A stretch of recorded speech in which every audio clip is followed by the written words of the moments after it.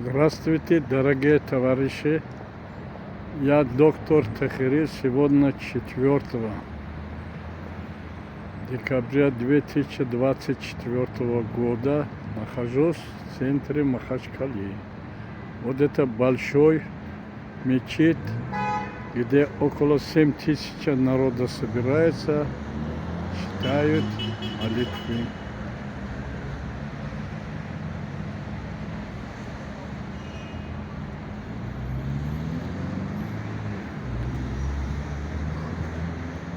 Вот смотрите, куполи какие.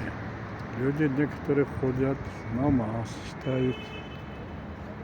Есть здесь питьевая вода. Основа жизни – это вода. То, что мы пьем и живем. Поэтому здесь люди каждый день 5 раз молятся, омываются, пьют воду, общаются и живут подольше, соблюдают все законы ислама. Ну, хорошо, вот она работает.